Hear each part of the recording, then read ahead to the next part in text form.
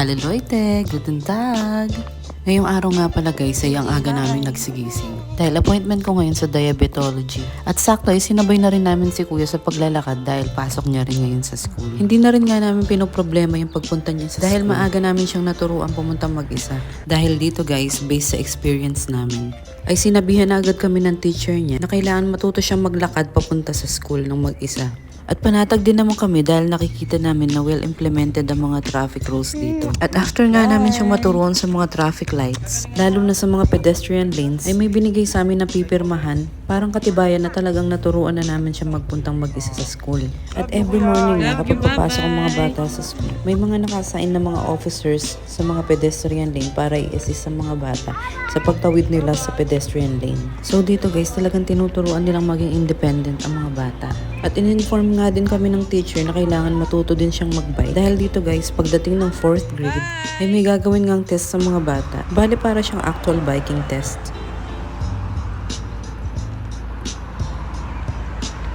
Ayan, andito na kami sa train station at dito na nga rin pala kami magbe-breakfast. Kasama nga din pala namin si CJ dahil wala pa siyang pasok sa kindergarten niya. Dahil nga hindi kami nakakuha ng slot nung April, ay ngayong September nga namin siya balak ipasok sa kindergarten. At sakto ay tumawag na yung school na pinag-a-applyan namin para sa kanya.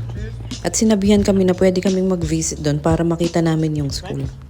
Nung March nga ay ilang schools nang in-applyan namin. Pero wala kaming nakuhang slot para kay CJ.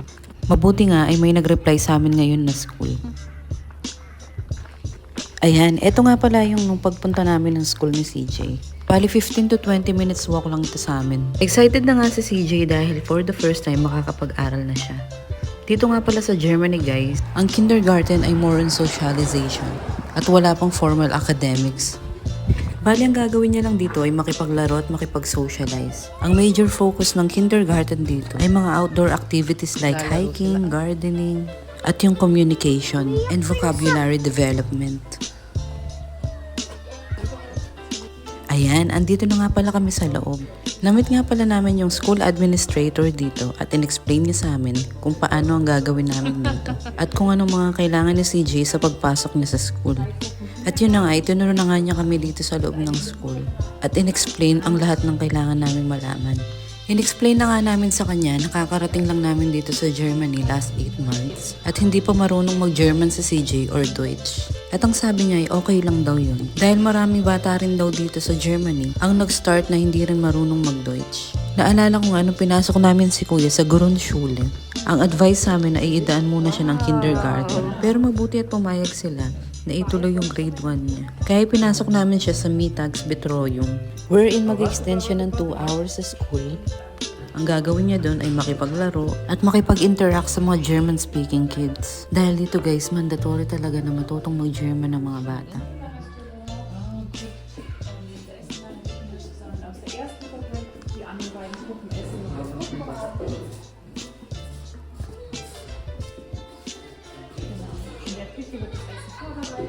Sie dürfen sich entscheiden, ob Sie dann das Essen bestellen möchten oder ob Sie von zu Hause mitbringen. Hier sind die Mäuse.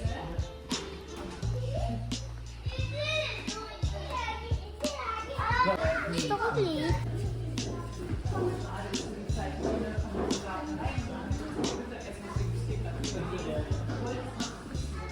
Der Alex wollte wissen, ob er eine die ist für die etwas kurzfristiger und wir haben noch mal ein kleines.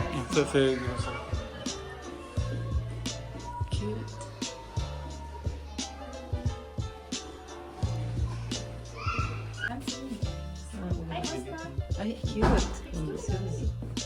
Gusto mo dito, Jay? Jay? Gusto mo dito sa school mo? Yung ganda ng school niya. Wow. Die Puppengröße ist ähnlich.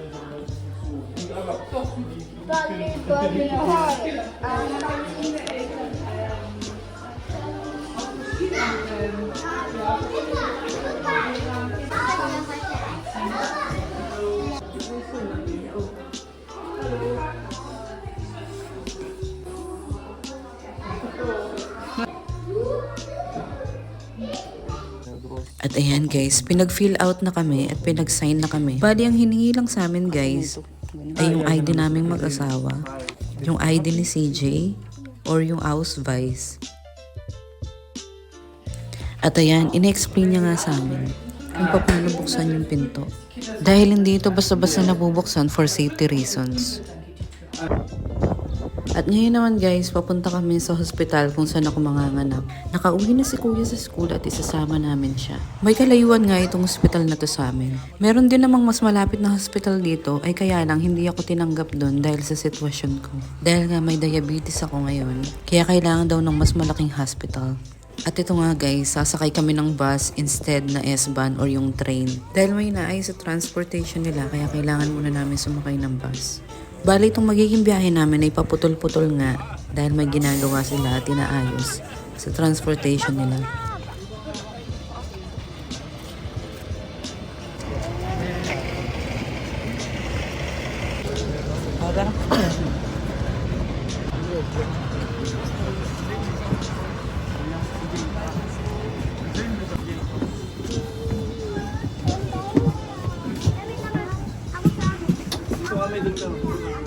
Oh, dito.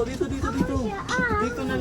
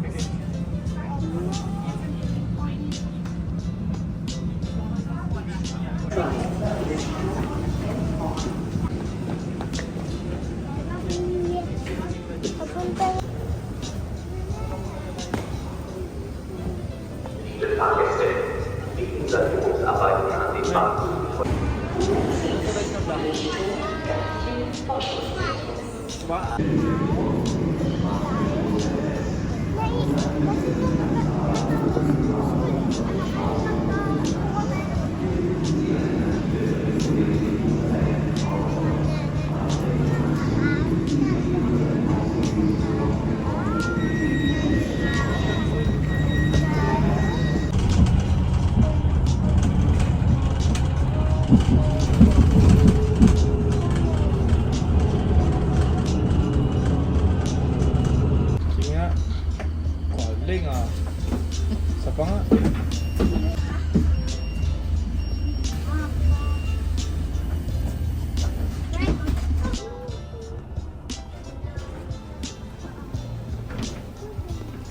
Ayan, after 1 hour and 30 minutes ay nandito na kami. Bale itong hospital na to guys, mas malapit siya sa bahay ng parents ng asawa ko. Ang gagawin nga pala namin dito is mag-book ng date kung kailan ako manganganak. Dito sa Germany guys, ikaw ang magbo-book dito sa hospital.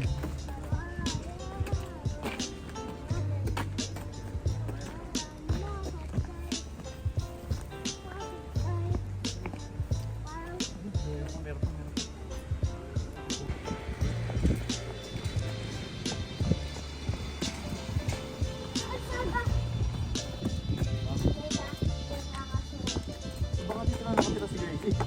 Dito lang siya.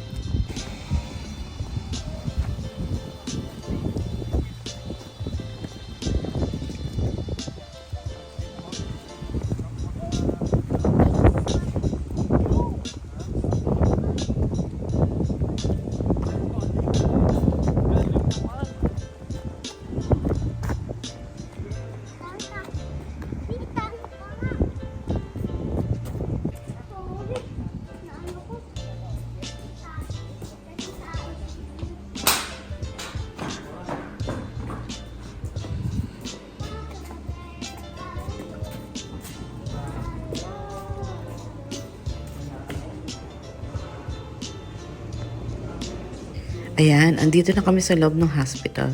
At dahil first time nga din ni Tatay Miko dito sa hospital na mag-ayos-ayos, ay nagtanong na lang din kami sa information kung anong gagawin namin.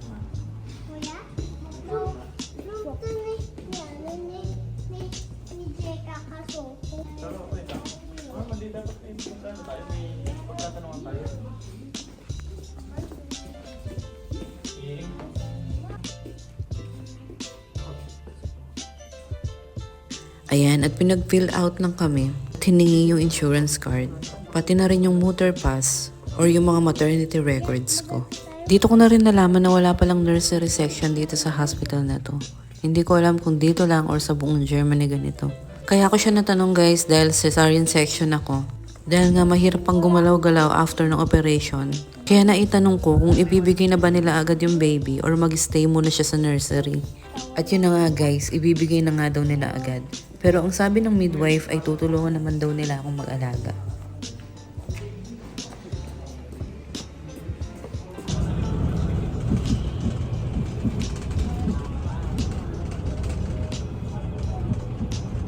Ayan, at 6 PM na nga at naisipan na rin muna namin kumain bago umuwi. At habang naglalakad nga kami ay napansin namin na wala yung jacket ni Kuya. At yun na nga, naiwan niya pala to sa bus.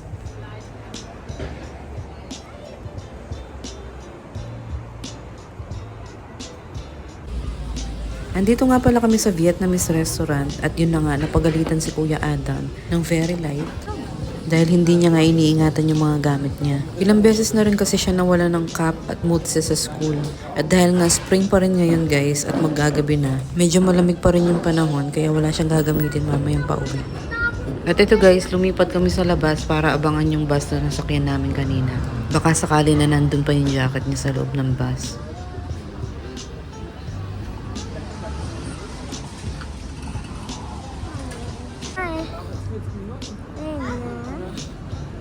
Ayun na, naiwan.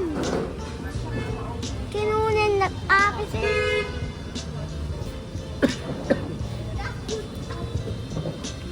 This one for the head. Naiwan niya yung jacket niya sa bus. Life on Christmas tree, no? Ano na mo?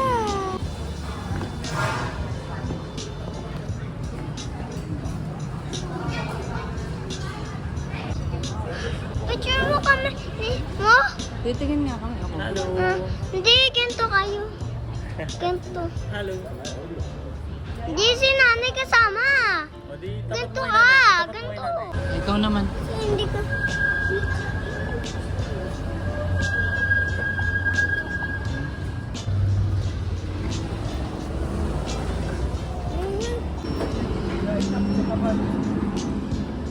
Okay. Ano yan?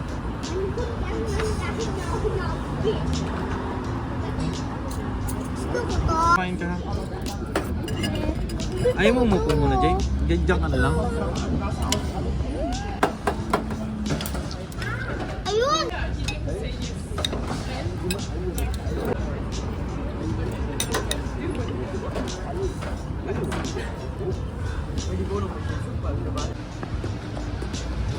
Ayan, pagkatapos nga namin kumain ay titignan namin yung schedule ng bus sa may monitor kung dadaan pa ba yung nasakyan namin kanina.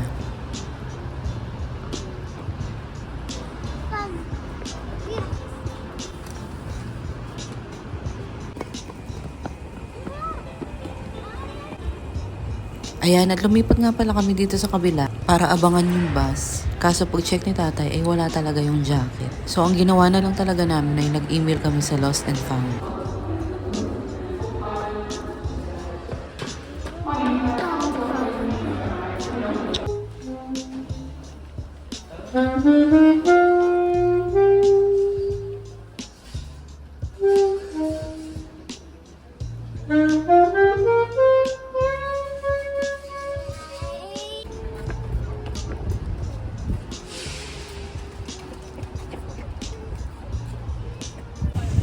Ayan, at nandito na kami sa city. Titingin na din kami ng jacket ni Kuya. Wow! Picture tayo? Yay! Ano yan?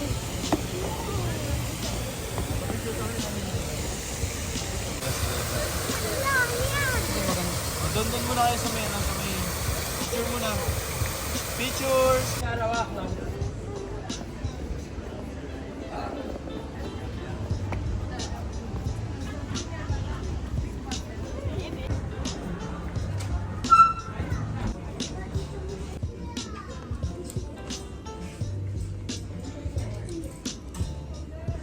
Yung kulay ng pata. Diba, Tay? Samit mo. Ay, ito na lang. Kung nag-lock doon.